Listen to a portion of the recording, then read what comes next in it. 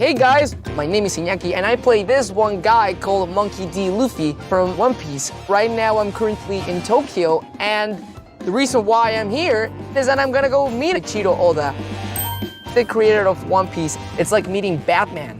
I get to meet the secret identity and it's gonna be a secret between him and me. I am really looking forward to it. I'm a little bit nervous.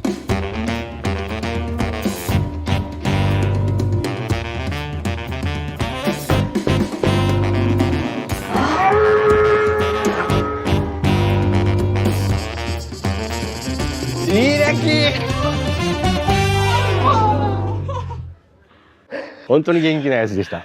Wow! いや、嬉しいです。会えて。I am so happy to meet you. Why do a live action of One Piece? 昔はワンピースを始めた26年前は、とてもこんな漫画が映像化できる時代ではなかったんですよね。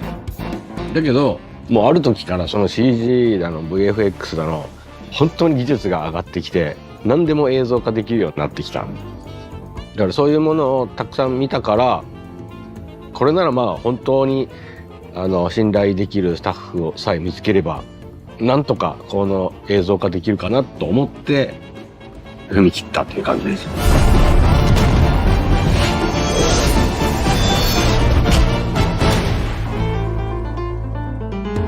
でも本当に実写化で一番心配だったのが、ルフィみたいな人間が見つかるのかっていう話です。うん。だからいろんなオーディションの動画をたくさん見てて、ひねきくんを見たときにちょっと笑っちゃったんですよね。It made you laugh? It's ready! What is it? Or Jolly Roger? もうまず僕の描く漫画みたいな人だと思ったから、もう直感的にルフィだって思った。I feel like this role was meant to be, and I want to play Luffy for a very long time. 本当にそうしてほしい。もう君以外想像できない今のところ。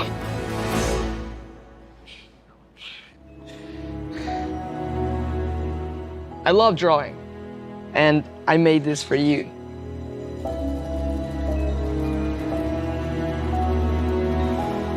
Dear Mr. Oda, thank you for creating One Piece and making so many people around the world happy. Playing Luffy is a dream come true, and I will always do my best to bring him to live action.